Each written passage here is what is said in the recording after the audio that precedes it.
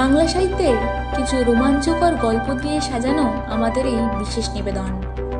আজ আপনাদের জন্য সত্যজিৎ রায়ের লেখা ফেলুদা সিরিজের কাহিনী সোনার কেল্লা। আপনার ছেলে তো কি সব ওই গুপ্তধনের কথা বলেছে না? ভদ্রলোক হঠাৎ কেমন যেন মুষড়ে পড়ে একটা দীর্ঘশ্বাস ফেলে বললেন, সেখানেই তো গন্ডগোল মশাই। আমায় বলেছে কিন্তু কাগজের রিপোর্টারের সামনে কথাটা বলেই তো সর্বনাশ করেছে। কেন সর্বনাশ বলছেন কেন? প্রশ্ন করেই ফেলুদা আমাদের চাকর শ্রীনাথকে হাঁক দিয়ে চা আনতে বলল। ভদ্রলোক বললেন, কেন সেটা বুঝতেই পারবেন। গতকাল সকালে তুফান এক্সপ্রেসে হেমাঙ্গবাবু আমার ছেলেকে নিয়ে রাজস্থান রওনা দিয়েছেন। আর ফেলুদা বাধা দিয়ে বলল, রাজস্থানের কোন জায়গায় গেছেন সেটা জানেন? সুধীরবাবু বললেন, যোধপুর। বলেই তো বললেন যখন বালির কথা বলছে তখন উত্তর পশ্চিম দিকটা দিয়ে শুরু করব। তা সে যাকগে, এখন কথা হচ্ছে কি, কালই সন্ধ্যায় আমাদের পাড়া থেকে একটি মুকুলের বয়সী ছেলেকে কে বা কারা যেন ধরে নিয়ে যায়। আচ্ছা, মানে আপনার ধারণা তাকে আপনার ছেলে ভেবে ভুল করে নিয়ে গেছে। সেই বিষয়ে তো কোনো সন্দেহই নেই। দুজনের চেহারাতেও বেশ মিল আছে। শিবরতন মুখুজ্জে সলিসিটারের বাড়ি আছে আমাদের পাড়ায়। এটি সে বাড়িরই ছেলে, নাম নীলু মুখুজ্জে মশায়ের নাতি। তাদের বাড়িতে বুঝতেই পারছেন কান্নাকাটি পড়ে গেছিল। পুলিশ টলিশ অনেক হাঙ্গামা। এখন অবশ্যই তাকে ফিরে পেয়ে সব ঠান্ডা। এর মধ্যে ফেরতও দিয়ে দিল আজই ভোরে।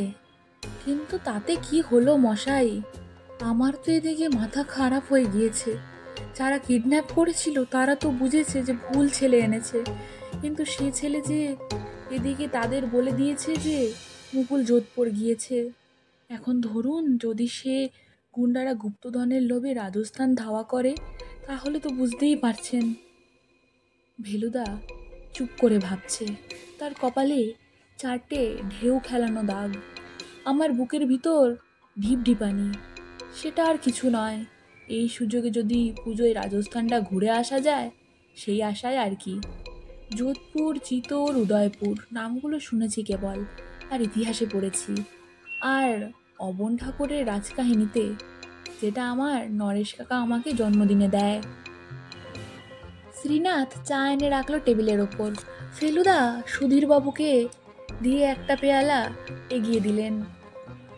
ভদ্রলোক এবার একটা কিন্তু ভাব করে বললেন, আপনার বিষয় কৈলাসবাবু যা বলেছিলেন তাতে তো আপনাকে খুবই বলে মনে হয়।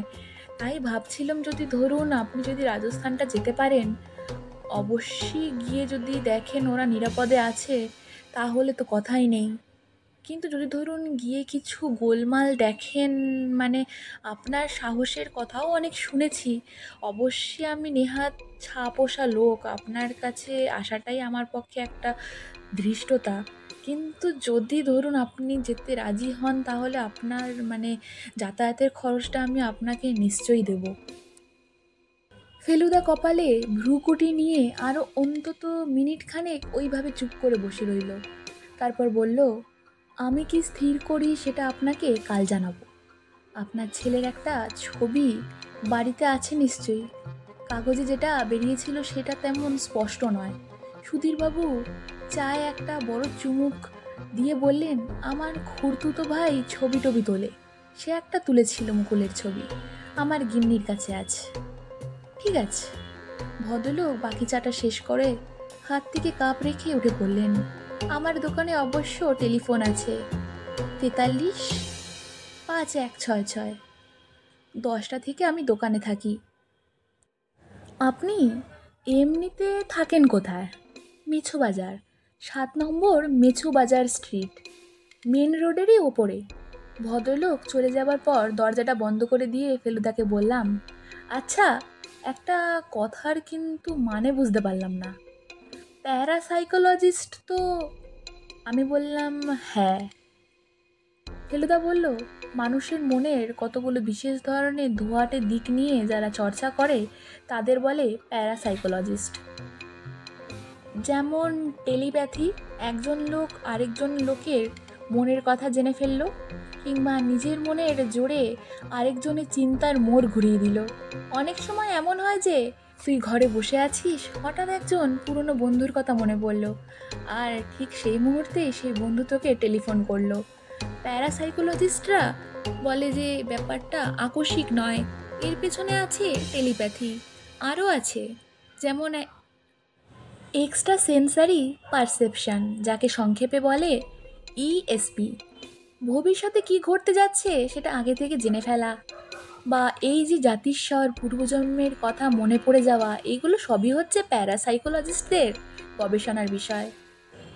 এই হেমাঙ্গ হাজরা বুঝি খুব বড় প্যারাসাইকোলজিস্ট? যে কটি আছেন তাদের মধ্যে তো বেশ নামকরা বলেই জানি। বিদেশ টিদেশ গেছে, লেকচার টেকচার দিয়েছে, বোধহয় একটা সোসাইটি তো রয়েছে। তোমার এসব জিনিসে বিশ্বাস হয় বুঝি? আমি যেটা বিশ্বাস করি সেটা হলো এই যে, প্রমাণ ছাড়া কোনো জিনিস বিশ্বাস বা অবিশ্বাস করাটা বোকামো। মনটা খোলা না রাখলে যে মানুষকে বোকা বনতে হয় তার প্রমাণ ইতিহাসে অজস্র আছে। এককালে লোকে পৃথিবীটা ফ্ল্যাট বলে মনে করতো জানিস, আর ভাবতো যে একটা জায়গায় গিয়ে পৃথিবীটা ফুরিয়ে গেছে, যার পর আর যাওয়া যায় না। কিন্তু ভূপর্যটক ম্যাগেলান যখন এক জায়গা থেকে রওনা হয়ে ভূপ্রদক্ষিণ করে আবার সেই জায়গাতেই ফিরে এলেন, তখন ফ্ল্যাটওয়ালার সব মাথা চুলকোতে লাগলেন। আবার লোকে এটাও বিশ্বাস করেছে যে পৃথিবীটাই স্থির, গ্রহ নক্ষত্র সূর্য তাকে প্রদক্ষিণ করছে। এক সময় একদল আবার ভাবতো যে আকাশটা বুঝি একটা বিরাট উপুর করা বাটি, যার গায়ে তারাগুলো সব মণিমুক্তোর মতো বসানো আছে। কোপার্নিকাস প্রমাণ করলো যে সূর্যই স্থির, আর সূর্যকে ঘিরেই পৃথিবী সমেত সৌরজগতের সব কিছু ঘুরছে। কিন্তু কোপার্নিকাস ভেবেছিল যে এই ঘোড়াটা বুঝি বৃত্তাকারে। কেপলার এসে প্রমাণ করলো ঘোড়াটা আসলে এলিপ্টিক কক্ষে। তারপর আবার গ্যালিলিও, যাগ্গে, তোকে এত জ্ঞান দিয়ে লাভ নেই, তোর নাবালক মস্তিষ্কে এসব ঢুকবে না।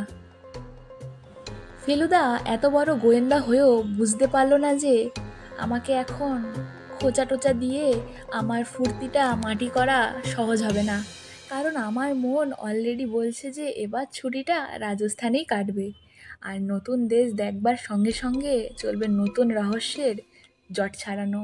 দেখা যাক আমার টেলিপ্যাথির দৌড় কদ্দূর। ফেলুদা যদিও একদিন সময় চেয়েছিল, সুধীরবাবু চলে যাওয়ার 1 ঘন্টার মধ্যেই ও রাজস্থান যাওয়া ঠিক করে ফেলল। কথাটা আমাকে বলতে আমি বললাম, আমরা যাচ্ছি তো?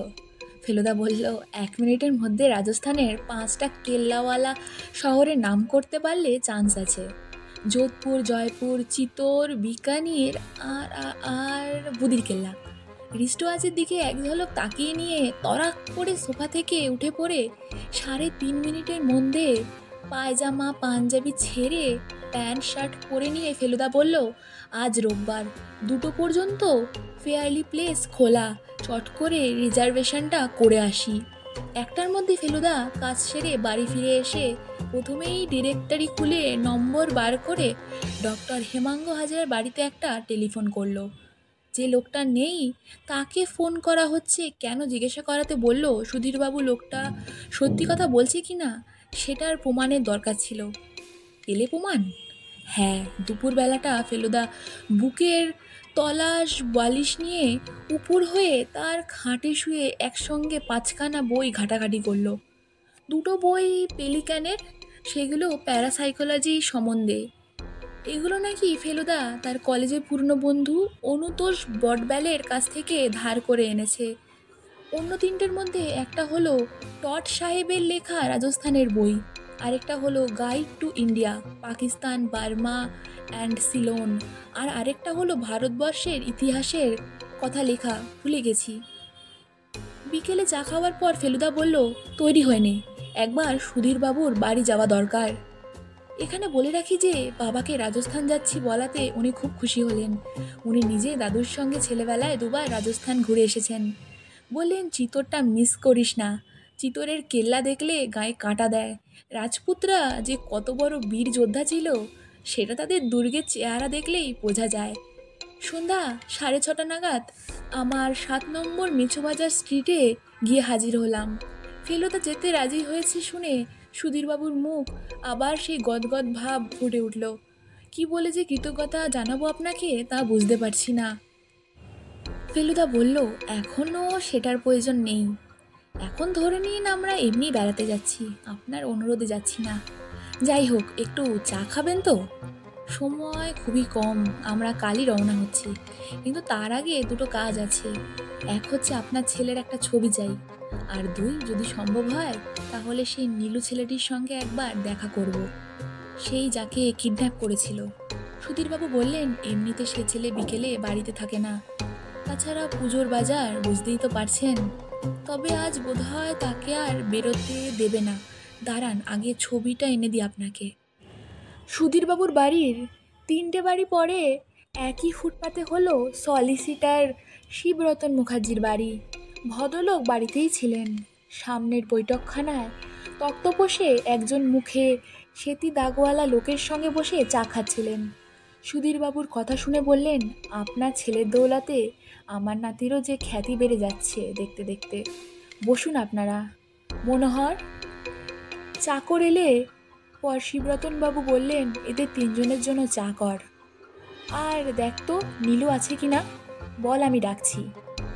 আমরা একটা বড় টেবিলের পাশে 3টে চেয়ারে বসেছিলাম। আমাদের পাশের দেয়ালের সামনে সিলিং পর্যন্ত উঁচু আলমিরা মোটা মোটা বইয়ে ঠাসা।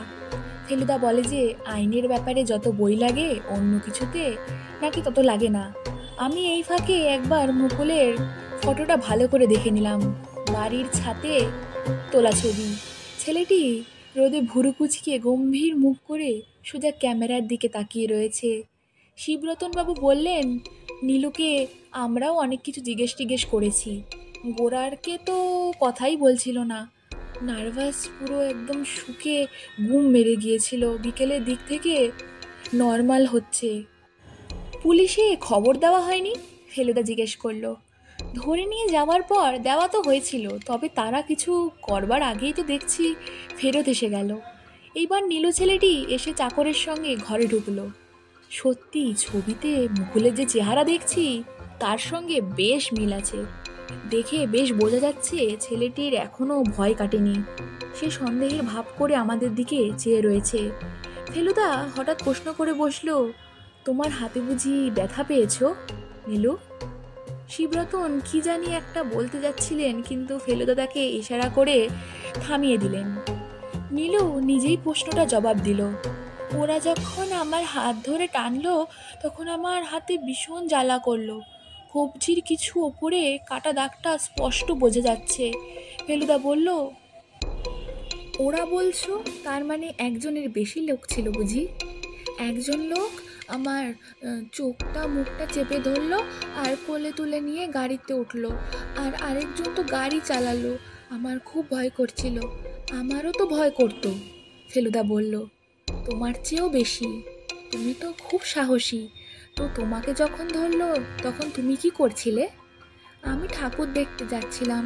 মতিদের বাড়িতে পুজো হয়, মতি আমার ক্লাসে পড়ে। রাস্তায় তখন বেশি লোকজন ছিল না বুঝি। শিবরতনবাবু বললেন, এদিকটায় পরশু একটা গোলমাল হয়ে গেছে, বোমা টোমা পড়েছিল, তাই কাল সন্ধ্যের দিকে লোক চলাচলটা একটু কমেছে। ফেলুদা মাথা নেড়ে একটা হু শব্দ করে আবার নীলুর দিকে ফিরে বলল, তোমাকে ওরা কোথায় নিয়ে গেল? জানি না, আমার চোখ বেঁধে দিয়েছিল। অনেকক্ষণ গাড়ি চললো। তারপর একটা চেয়ারে বসালো। তারপর বসিয়ে একজন বলল, তুমি কোন স্কুল পড়ো? আমি স্কুলের নাম বললাম। তারপর বলল, তোমাকে যা জিজ্ঞাসা করেছি তার ঠিক ঠিক উত্তর দাও, তাহলে তোমার স্কুলের সামনে নামিয়ে দেব। আর তাহলে তুমি বাড়ি যেতে পারবে তো? আমি বললাম, হ্যাঁ পারবো। তারপর আমি বললাম, কি জিজ্ঞাসা করবে? তাড়াতাড়ি করো, দেরি হলে মা বকবে। তখন লোকটা বলল, সোনার কেল্লা কোথায়? তখন আমি বললাম, আমি জানি না, আর মুকুলও জানে না। ও খালি সোনার কেল্লা জানে। তখন ওরা সব কি ইংরেজিতে বলল, মিস্টেক। তারপর বলল, তোমার নাম কি? আমি বললাম, মুকুল আমার বন্ধু, কিন্তু সে রাজস্থানে চলে গেছে। তখন বলল, জায়গাটা জানো, নাম কি? আমি বললাম, জয়পুর। জয়পুর বললে?